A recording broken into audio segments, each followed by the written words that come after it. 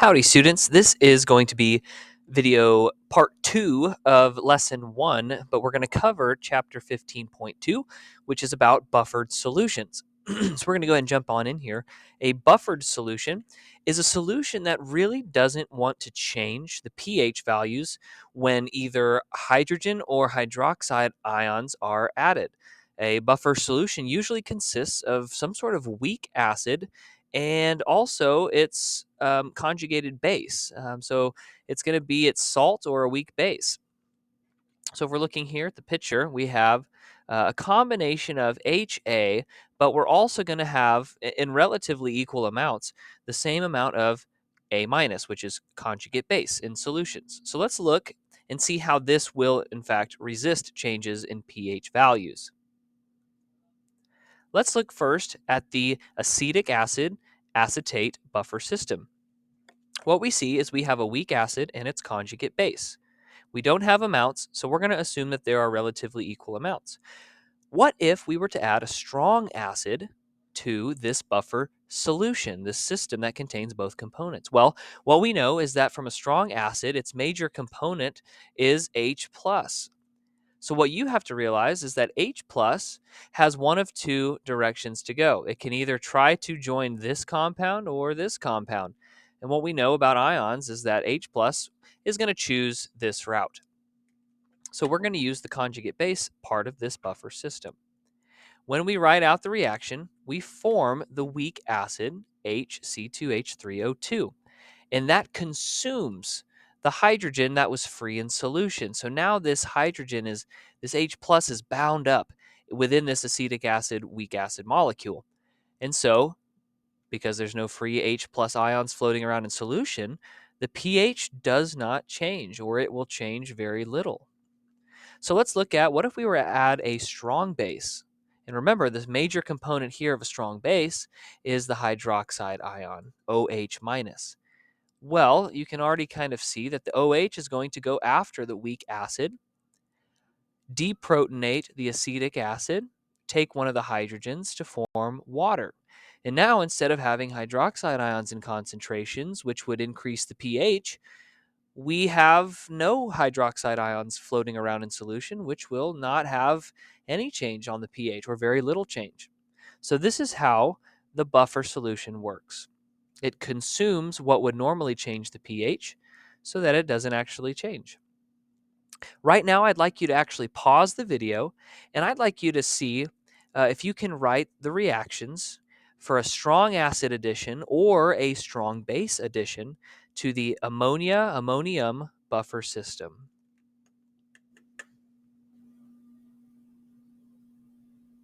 Okay, I hope you paused the video.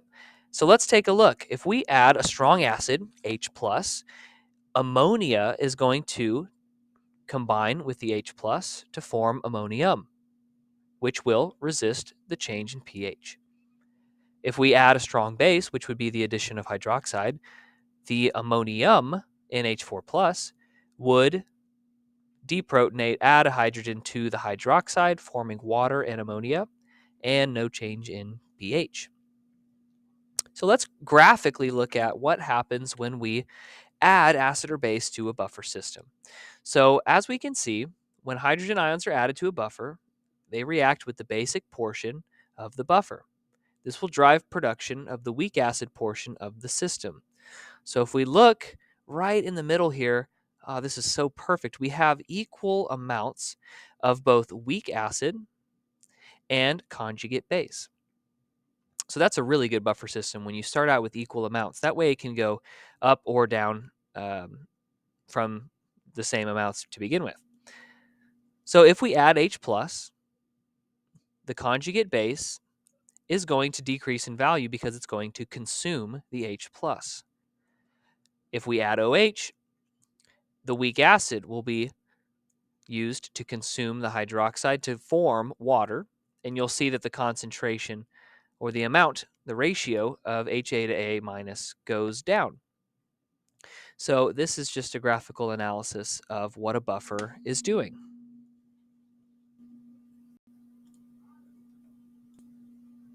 So buffer capacity is, simply put, the amount of acid or a base that you can add before the pH starts to begin to change with significant value.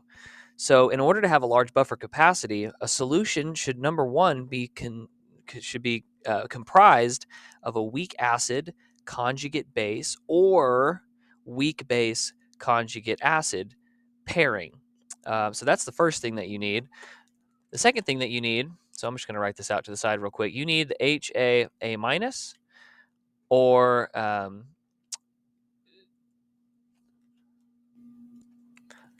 a BH plus solution. So that's the first thing. But also, what they need to have is large concentrations of both buffer components. So apparently, College Board loves to ask questions about which would make the best buffer component. And the first thing that you need is the right combination, but also you want high concentrations.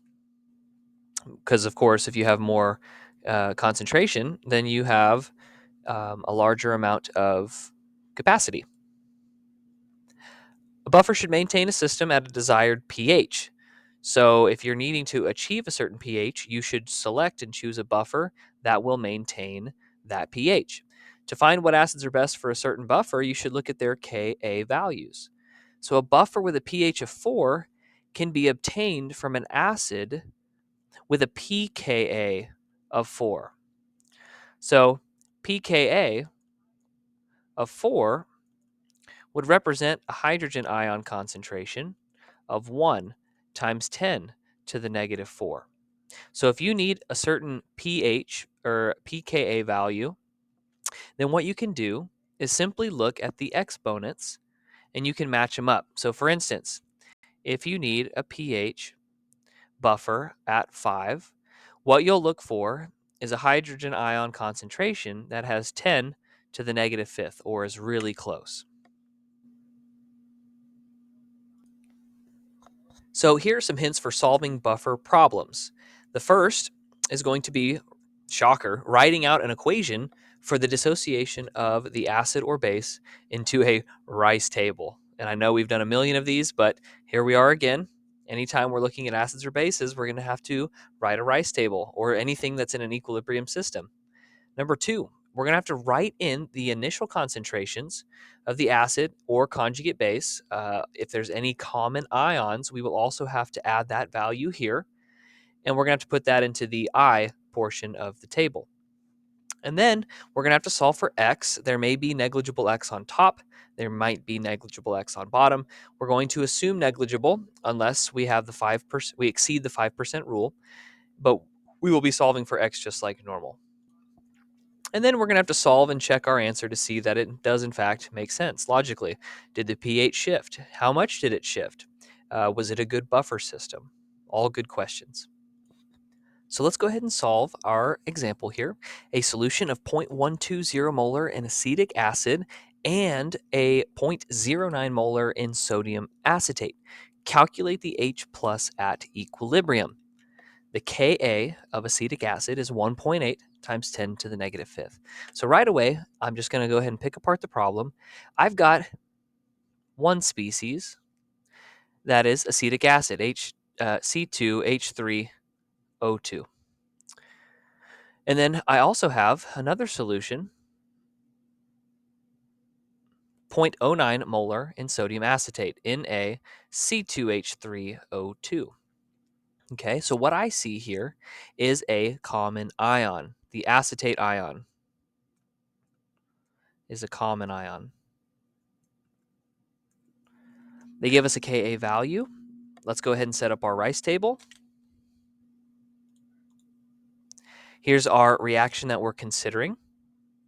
Acetic acid dissociating into H plus and the acetate ion.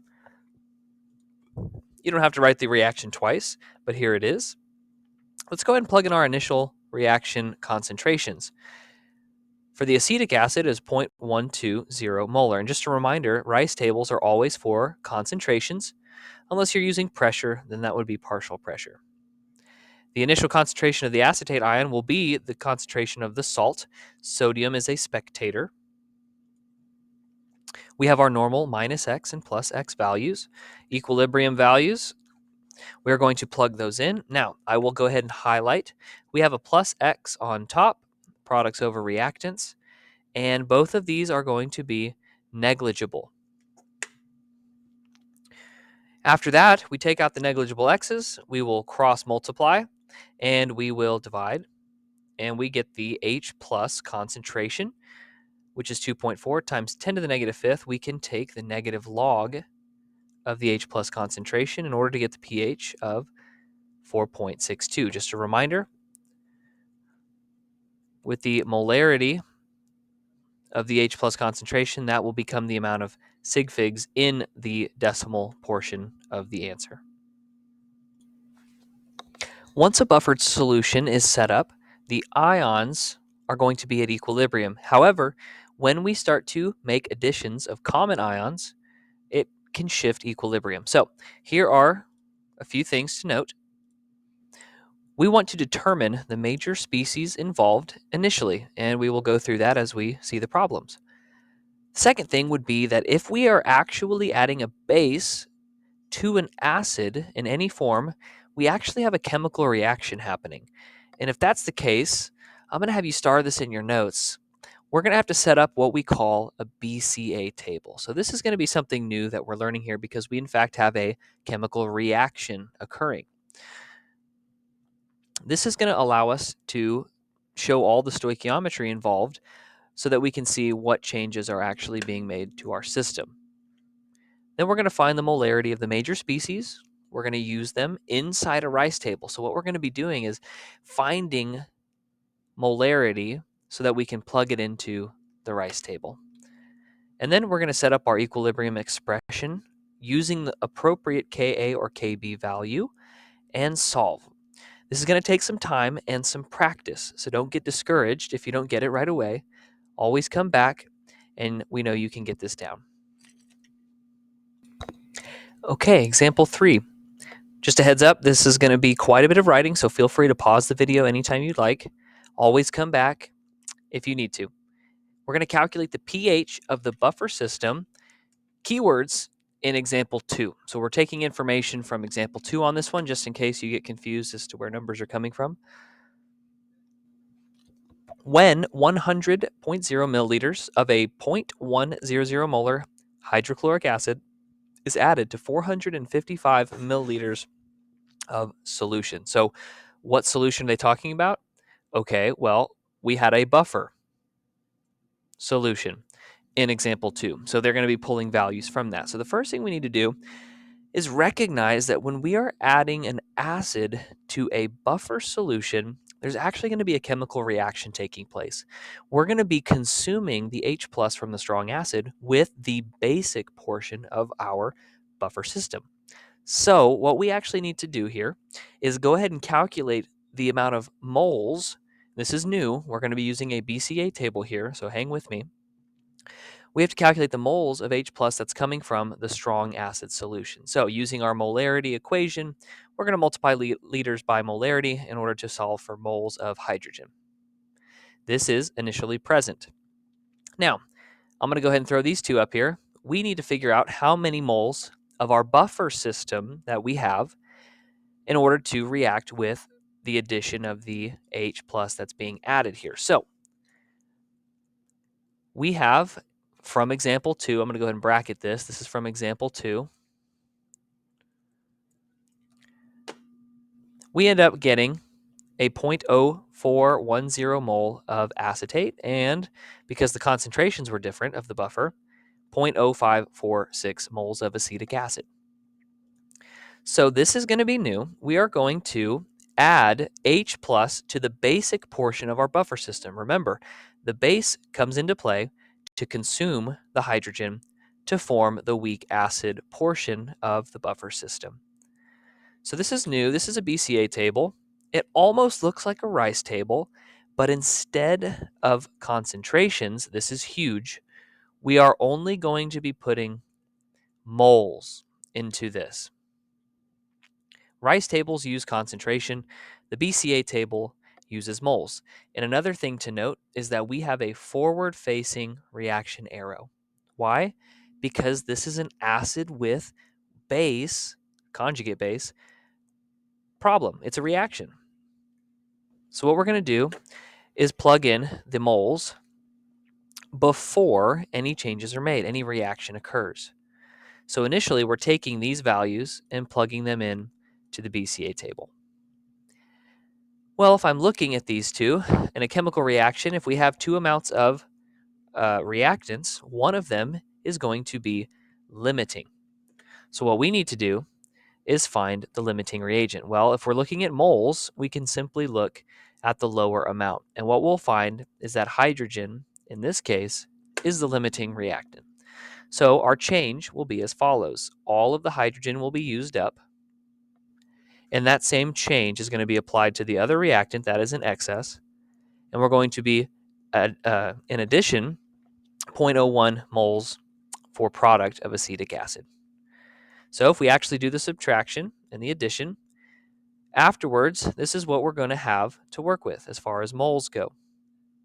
What we can do is now take this, now that it has reacted, it will now be in an equilibrium system.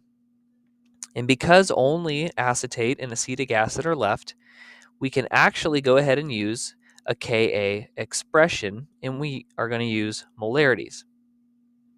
Now, here's the kicker. The BCA table was in moles, and the rice table uses molarity, which is moles per liter. So make sure when we convert from a BCA table into a rice table, we have to divide by the total volume of solution. So we're going to use the acetic acid and acetate equilibrium system, which means we're going to use the Ka value rather than a Kb. So I want you to note where these numbers are coming from, because this is where I would get confused. This number's coming down here, and we're going to divide by the total volume of solution, because remember, we added 100 milliliters to 455 milliliters of buffer, which gives for 555 milliliters, 0.555 liters. We had 0 H plus, because in the reaction beforehand it was consumed, and we have 0.0310 divided by 0.555. So take a second, get that in your brains on where these numbers came from the BCA down to the rice table. And then from here, it's as normal. There's a 0 on the right side. Equilibrium will shift to the right, minus x plus x. And then we can use these into our equilibrium expression. Remember, we wrote a Ka expression. For a weak acid, we can use the Ka value. So this number was either given to you in the problem, or you find it in the chart that was handed out, or in the appendix of your textbook. We have negligible x's on top and bottom that can be removed.